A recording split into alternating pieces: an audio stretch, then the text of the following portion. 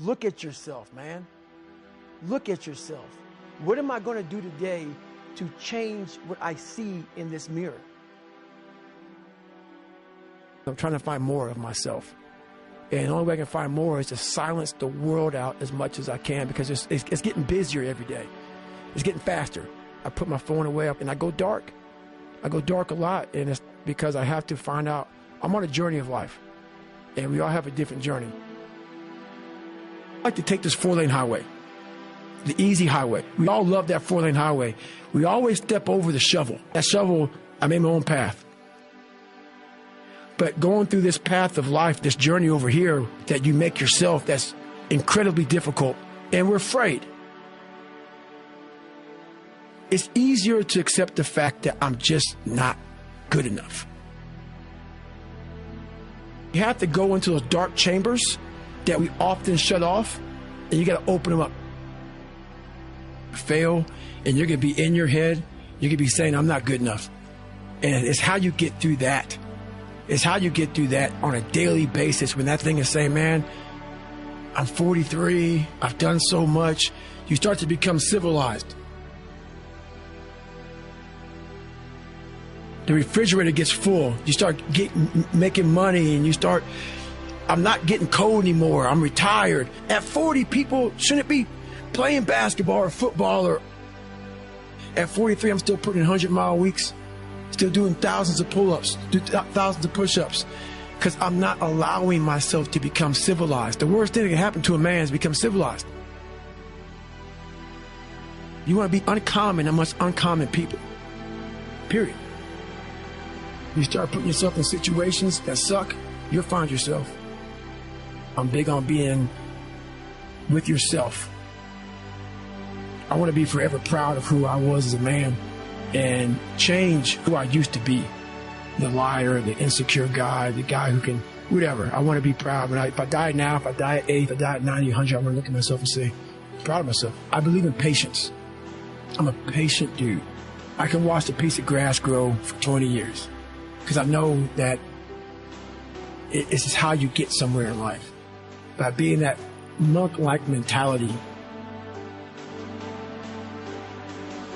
being able to watch something grow very calmly, patiently.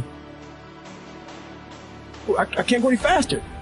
We do that to our brain. We put a governor on our brain. The second we feel pain, discomfort, suffering, all those words that we hate to say because we're in this happy, peaceful world we live in now, we stop. We slow down.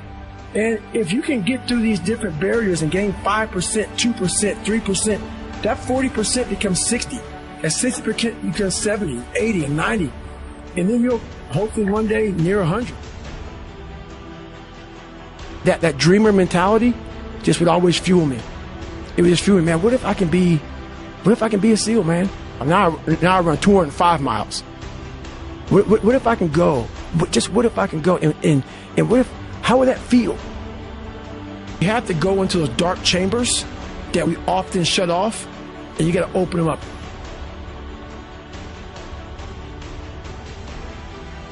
Be the hero of your own movie. If your life was a movie and it started now, forget about whatever financial disasters you've had, personal failures, relationship failures. What would the hero of your life's movie do right now? Do that. Do those things. We define ourselves far too often by our past failures. We look at our past and we say, well, that's me. That's not you. You are this person right now. You're the person who's learned from those failures, and you can choose to be the hero of your own movie right now. Write down your goals. Write down things you want to improve. Write down things you won't tolerate from yourself. Write down things you've done in the past you never want to see yourself do again. And go forth from here as the hero of your own movie. Build momentum. Build confidence and momentum with each good decision that you make from here on out. You can do it. Anyone can do it. I found peace on the opposite end of finding myself. And no one really finds themselves without going through trials, tribulations, suffering, accountability. And accountability is suffering. Being accountable every day for doing it right, for yourself, for the people next to you, It's miserable. It's hard. So, you know, even the smallest details.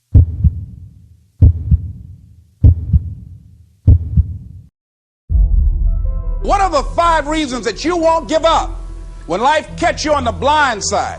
When the messenger of misery visits you, what are you going to do? What will keep you in the game when life knocks you to the canvas? Life's going to punch you right in the face. Life's going to fire you over and over again. You're going to be told you're not good enough. Your faith is going to be tested. Your family's going to look you in the eye and say, how do we get health insurance the next month? I don't know. But I know we're going to make it. You know who's going to bail you out? You know who's going to come and rescue you? You know who's going to come and save the day? No one. No one's going to come and do it for you. You're going to have to do it all yourself. See, the Buster Douglas that fought in the last fight was not the Buster Douglas that fought Mike Tyson. See, the Buster Douglas that got knocked down while fighting Mike Tyson had gotten out of an alcohol recovery center. His mother had died. His wife was ill with a terminal illness. He was considered a nothing, a bum. So when he got knocked down, Buster Douglas had a reason to get back up because he said, I'm dedicating this fight to the memory of my mama. Life is hard, man. That's what it's about. Life is a challenge. If you don't work as hard as you can, if you don't sacrifice everything, if you don't get rejected and keep coming back for more, if you don't get your loyalty tested and your faith tested, you don't love that thing if you bail out. So if you fought through all that, that's love. So you've got to have some reasons that when life knocks you down, and it's going to. Hello, it's going to knock you down. When people disappoint you, and that's going to happen. When they betray you, and that's going to happen. When they lie to you, and that's going to happen. When they say, oh, you can count on me, and they won't show up, and that's going to happen. When you want to throw in the towel and give up yourself, and that's going to happen. When life collapses on you and catch you on the blind side, what reason can you remember that you can call on, that you can reach on, that can make you get back up? Find that reason. Because when life had knocked me down, I said, life, I'm doing this because I want to make my mama proud of me. I'm doing this because I want my children to have a better life than what I have. I'm doing this because all my life I've been told I'd be a loser, that I wouldn't make it. I'm doing this to make them a lie. I believe, like Frank Sinatra, he said the best revenge in life is massive success. I'm doing this so I can become massively successful. And with that kind of courage, with that kind of affirmation and reason to empower me, I got a saying that when life knocks you down, try and land on your back, because if you can look up, you can get up.